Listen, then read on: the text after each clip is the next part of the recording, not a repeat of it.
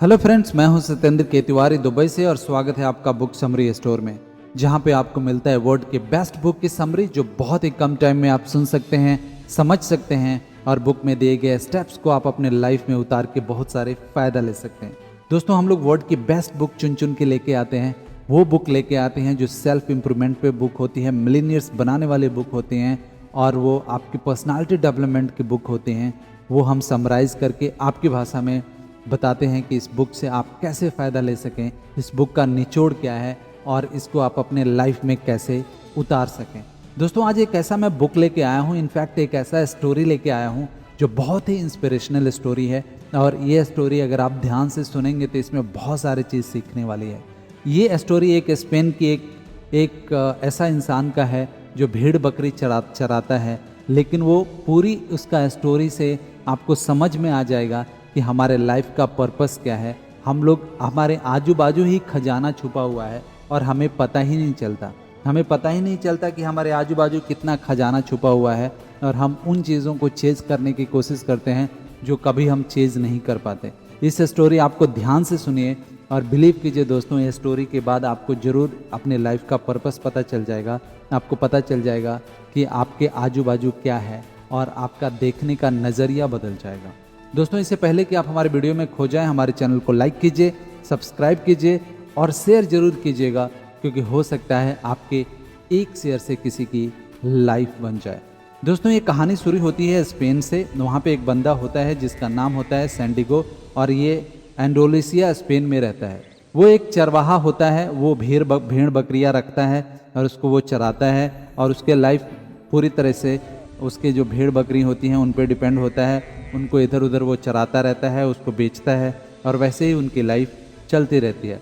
एक दिन वो अपने भेड़ बकरी को चराते चराते एक चर्च के पास जाता है और वो चर्च के पास जाके चर्च में अपने भेड़ बकरियों को छोड़ देता है और उसके सामने एक साइकामोर ट्री होता है, वहाँ पे वो जाके लेट जाता है और आराम करने लगता है। आराम करते करते उसको सपने आते हैं और सपने में उसको सपना ऐसे आता है कि इजिप्ट में एक पिरामिड है और पिरामिड के नीचे एक खजाना छुपा हुआ है। जब वो सुनता है, जब वो सपना देखता है ऐसा, तो वो चौंक के उठ जाता है और उसको बोलता है कि यार, अगर वो खजाना मुझे मिल जाए तो मेरी तो लाइफ बदल जाएगी। तो वो खजाना ढूंढे कैसे, लेकिन उसके लिए वो सोचता है कि मैं किससे पूछूं कि इजिप्ट में किधर जाना है और कौन सा पिरामिड मेरे को खोदना है जहाँ पे ये खजाना मिलेगा। वो पूछता है, इधर उधर भागता जाता है। तो उसके बाद लोग बताते हैं कि आप वहाँ पे एक बुढ़िया है, वो गुफा में रहती है, वो तुम्हें बता देगी कि आपको इजिप्ट कैसे जाना है और वो आपके सपने का मतलब बताती है। तो उसके सपना अगर आप बताओगे तो वो पूरी आपके मतलब समझा देगी और पूरे आपको डायरेक्शन दे देगी कि आप कैसे आप जो चाहें वो पा सकते हैं, कैसे आप वो खजाना तक पहुँच सकते हैं। तो वो उस बुढ़िया के पास जाता है और बुढ़िया के पास जाके वो बोलता है कि मैंने उस साइकामोर के नीचे ऐसा ऐसा सपना देखा है और इजिप्ट के नीचे मेरे को उसमें खजाना दिखा है। इजिप्ट में पिरामिड के नीचे मेरे को खजाना दिखा है। तो बुढ़िया बताती है कि ठीक है, मैं आपको उसका मतलब तो समझा दूंगी और लेकिन मैं आपको सपने का मतलब समझाऊंगी, मैं आपको रास्ता भी बताऊंगी, लेकिन जितना आपका उधर से दौलत मिलेगा, जितना आपको खजाना मिलेगा वहाँ से, उसको आपको 1/10 मुझे देना पड़ेगा। मतलब जितना आप वहाँ से खजाना आपको मिलने वाला है उसका 10% आपको मुझे देना पड़ेगा। अगर ये मंजूर है तो मैं आपको पूरे स्टेप बाय स्टेप बताऊंगी कि कैसे आप वहाँ जा सकते हैं और खजाना एग्जैक्टली कहाँ छुपा हुआ है। तो वो बोलता है ठीक है, मैं आप बता दो, मैं आपको 10% दे दूंगा, कोई प्रॉब्लम नहीं है, 90% तो मेरे पास है। तो वो बताती है कि हाँ, इजिप्ट में वहाँ पे ये वाला जो पिरामिड है उसके नीचे खजाना छुपा हुआ है। अगर आप उसको जाके खुदाई करते हैं तो वहाँ से खजाना आपको मिल सकता है। वो वहाँ से लेसन लेके और फिर वो आगे बढ़ता है, जाता है, चलते चलते एक जगह जाता है। वहाँ पे एक आदमी उसको मिलता है जिसका नाम होता है सालेम। वो बोलता है कि मैं राजा हूँ और मैं तुम्हें बताऊँगा कि कहाँ पे छुपा हुआ है खजाना। वो बोलता है कि तुम्हारा कपड़े देख के तो तुम राजा दिखते नहीं हो, लेकिन राजा कहाँ से हो?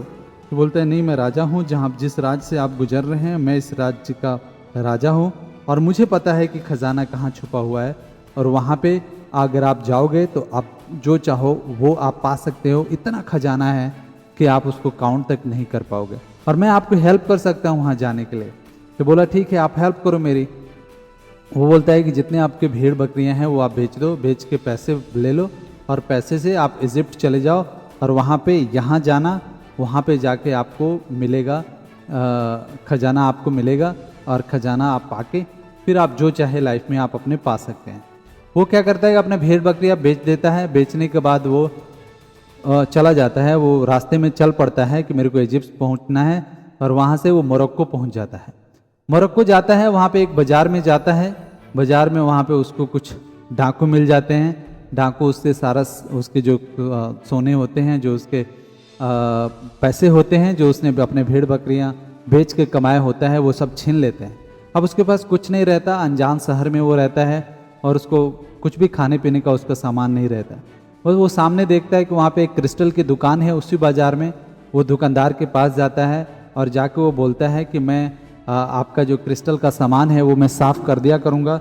जब मैं साफ़ करूँगा तो ये बिकेंगे और इससे मेरे को कुछ सैलरी नहीं चाहिए, कुछ मेरे को जॉब नहीं चाहिए, सिर्फ आप मेरे को खाना दे देना।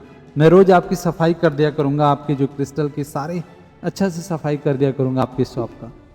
ऑनर बोलता है कि ठीक है, रह जाओ। उसने वो क्रिस्टल का सामान साफ़ करना शुरू कर देता है और फिर वो उसको खाना दे देता है। ऐसे करते करते जैसे वो सफाई करता है क्रिस्टल्स की, उसकी सेल बढ़ जाती है, बहुत ज़्यादा उसको सेल होने लगते हैं और धीरे धीरे उसका दुकान बहुत ज़्यादा चलने लगता है। जब उसका दुकान ज़्यादा चलने लगता है तब वो उसको जॉब पे ही रख लेता है और जॉब पे रखने के बाद उसको तनख्वाह देने लगता है, सैलरी देने लगता है और फिर वो सेल जब ज़्यादा बढ़ता है तो उसको ज़्यादा पैसा भी देने लगता है एज ए सैलरी। और जो ऑनर होता है वो भी अमीर बन जाता है और इसके पास भी बहुत सारे पैसे हो जाते हैं। और फिर वो पैसे लेने के बाद फिर वो सोचता है कि मेरा पर्पस तो कोई और है, कुछ और है, मेरे को तो खजाना ढूंढने में निकला हूँ, मेरे को यहीं पे अपना लाइफ अगर बिता दिया तो वहाँ तक मैं कैसे पहुँचूँगा। फिर वो निकल जाता है। फिर उसको पता चलता है कि एक कारवां है, वो जा रहा है, रेगिस्तान का कारवां है, वो इजिप्ट जा रहा है। तो उसी के साथ वो लग जाता है। वो अपना सारा सामान वामान पैक करता है, अपने पैसे लेता है और उसी कारवां में शामिल हो जाता है और फिर वो इजिप्ट की तरफ जाने लगता है। रास्ते में उसको उसी कारवां में एक ब्रिटिश मिलता है और मेरे पास एल्केमिस्ट अगर आपके पास है तो उसको मैं सोने से बदल सकता हूँ।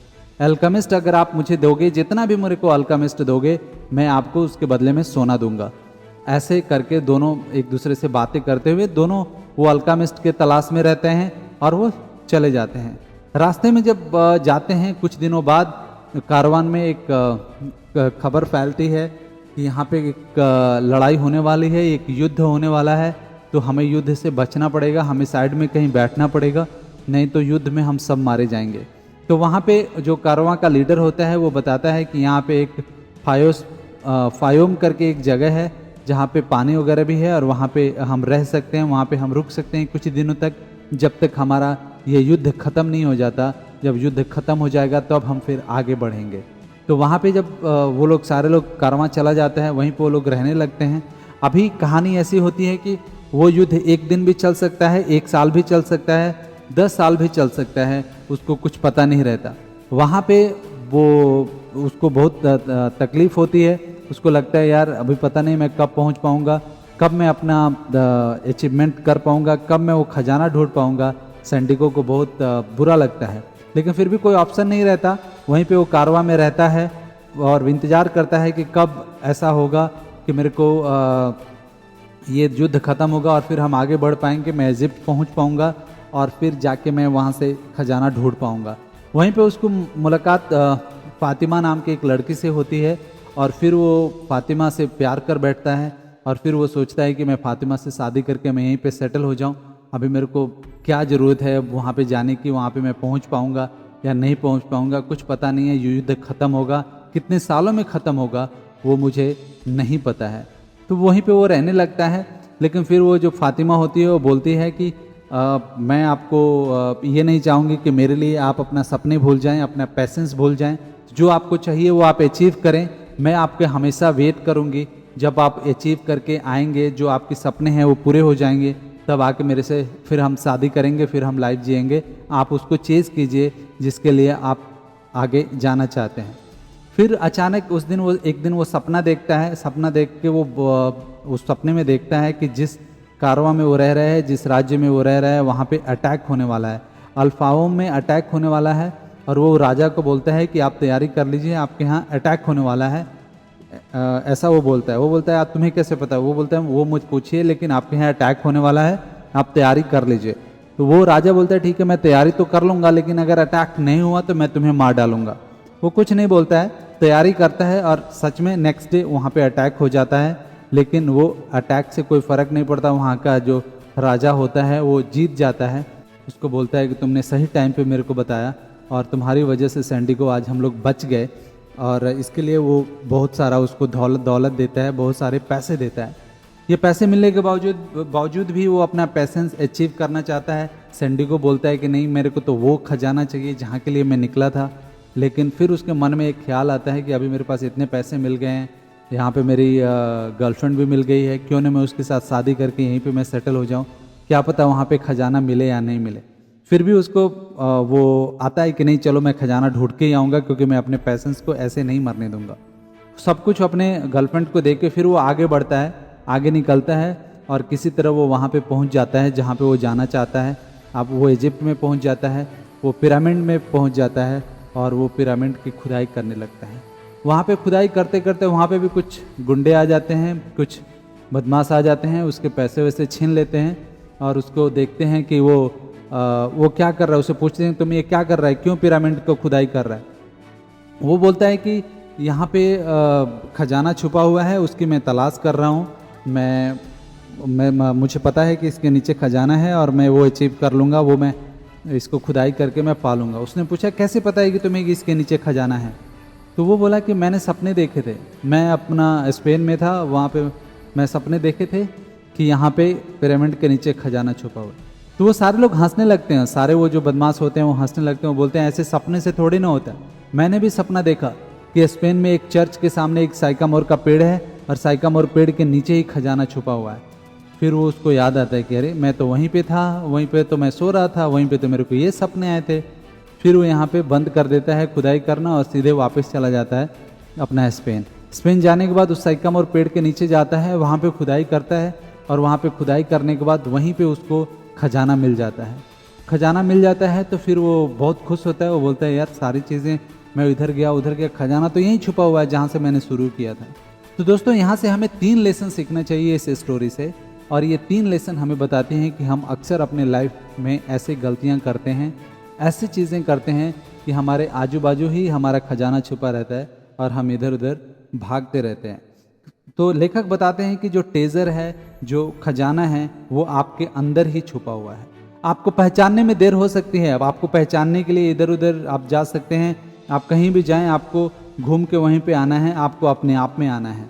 आपको कोई दूसरा बता सकता है कि आपके अंदर खजाना है।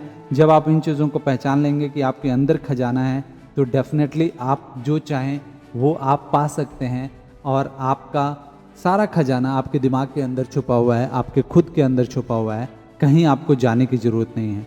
हो सकता है कि आपको खजाने को खुद को पहचानने के लिए आपको अलग अलग डेस्टिनेशन में जाना पड़े, अलग अलग लोगों से आपको मिलना पड़े, अलग अलग सिचुएशंस को आपको झेलना पड़े, लेकिन आपको एक दिन पता चलेगा कि खजाना कहीं और नहीं, आपके माइंड के अंदर छुपा है, आपके खुद के अंदर छुपा हुआ है। और जब आप जाएंगे तो रास्ते में बहुत सारी चीज़ें ऐसे आएंगी जो आपके ध्यान भटकाएंगी, जो आपको पैसेंस को इधर उधर करेंगे, जो आपको ऐसा फील कराएंगे कि अभी आपको पैसन की तरफ जाने की ज़रूरत नहीं है, आपको अपने लक्ष्य की तरफ जाने की ज़रूरत नहीं है। ऐसे शॉर्ट टर्म आपको प्लेजर्स आएंगे और हो सकता है कि वहाँ पे जाके आप अपने रास्ता बदल दें या आप भूल जाएं कि आप कहाँ के लिए निकले थे और आपको कहाँ जा रहे हैं। तो दोस्तों, अगर आपको लाइफ में कुछ चाहिए तो आपको ये समझना है कि सारी जो ट्रेजर है, सारी जो धन दौलत है, सारे जो खजाना है आपके माइंड के अंदर छुपा हुआ है, आपके खुद के अंदर छुपा हुआ है, आपको कहीं और जाने की ज़रूरत नहीं है। Lesson number 2, don't stop moving. दोस्तों, लेखक इस बुक में बहुत क्लियर बताते हैं और स्टोरी के जरिए बताते हैं कि अगर वो बंदा मूव नहीं करता तो ऐसे बहुत सारे उसके लाइफ में पड़ाव आए थे जहाँ पे उसको बहुत सारे दौलत भी मिली, उसकी गर्लफ्रेंड भी मिली, उसको प्यार भी मिला, अच्छा खासा लाइफ स्टाइल भी मिला, वहीं पे वो रुक जाता, वो तो उसको खजाना नहीं मिलता। वैसे ही आपके लाइफ में दोस्तों कि जब आप लक्ष्य के पाने के लिए निकलते हैं तो आप अपने लक्ष्य के ऊपर एकदम टिके रहें और तब तक चलते रहें जब तक आपको वो लक्ष्य मिल ना जाए। आपको ये नहीं सोचना चाहिए कि चलो अभी तो इतना मिल गया, अभी पता नहीं लक्ष्य मिलेगा या नहीं मिलेगा, यहीं पे मैं सेटल हो जाऊं और कंप में ही मैं कंप्रोमाइज़ कर लूं। ऐसे आपको नहीं करना चाहिए। आपको कभी भी पीछे नहीं मुड़ के देखना चाहिए, आपको चलते रहना चाहिए। जब आप चलेंगे, जब आप उस लक्ष्य के तरफ जाते रहेंगे तो एक न एक दिन आप जरूर पहुंच जाएंगे और जो आपका टेजर है, जो आपको खजाना है, वो आपको मिल जाएगा। Third, follow your heart. दोस्तों, अपने दिल की बात हमेशा सुनना चाहिए।